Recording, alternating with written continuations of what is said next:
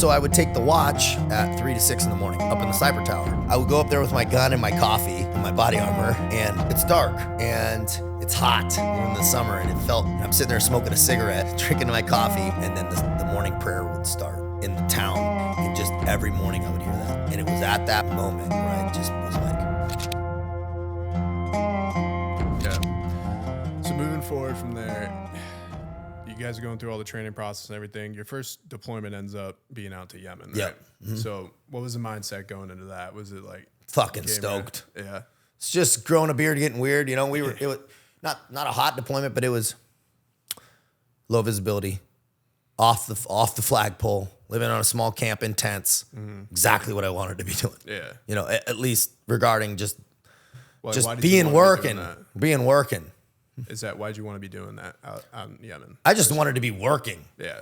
I just wanted to have a beard and like not have to shave and just like doing that special operator thing, you know. And so I was really happy to be experiencing that, ride around on ATVs and fucking doing that whole deal, and a lot of responsibility because there was only 2 new guys that were allowed on that deployment because there was such a there was such a tight numbers limit. They were only letting like fucking 10 or 11 SEALs in the whole country. Why was that? Don't know. It was just the ambassador. That was the rules at the time in Yemen. So we were low visibility and like Arc'teryx stuff. Fucking yeah, with no uniforms. Like we came in gray inserted at night on a fucking old Russian runway and rode ATVs off the back. Was there any situations that happened there? Was it pretty? No, it was chill. We were training the counterterrorism unit, and you know there were some iffy things, but it was. And that base ended up getting overrun by the Houthis about 2 years later that we built it. Yeah. So it got all smoke checked. Those fucking groups, man. They're doing everything crazy now. What did you have a moment out there too? I guess when it's always interesting hearing perspective, especially when, you know, you're out of country.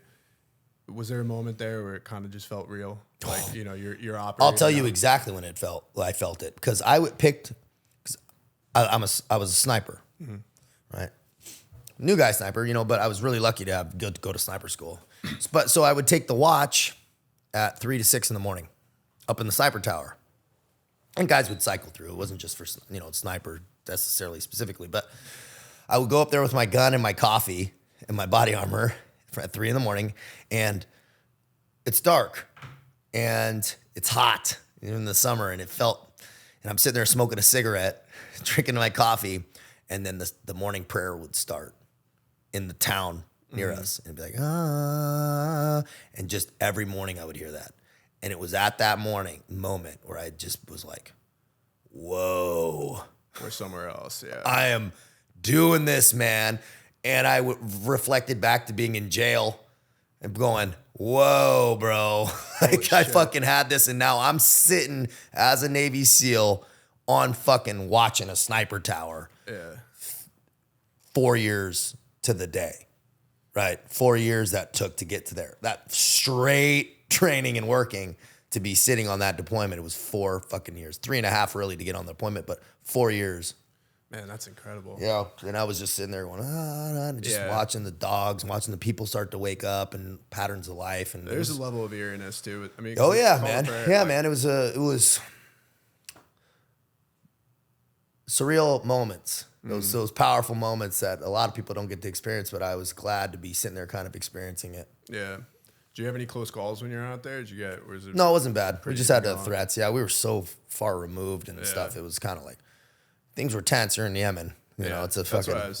And we did security for the ambassador there in the capital and stuff, and moving around, and that you know you're working with the diplomatic security service and stuff, and so, you know, I was driving. I was doing blocking driving and stuff. So that was not bad, but not too crazy.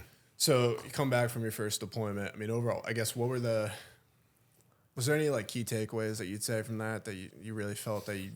Man, I just learned the benefit of a good system and program, right? And I kind of knew it, but I really, you know, getting on that good rotation, that good workout. Okay, that's into every day the same thing.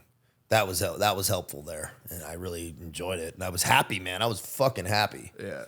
And then what was the brotherhood like at that point too? You guys really starting to I mean, Yeah, you got your little clashes, but dude, I was actually just talking to right before I got here with one of my homies.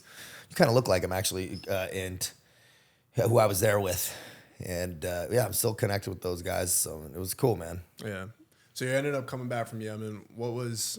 I know this is where you're taking leave in Idaho, correct? Yeah, coming up soon. Yeah. Okay. So, but I get arrested right after I come back from this. Yeah. So what happened?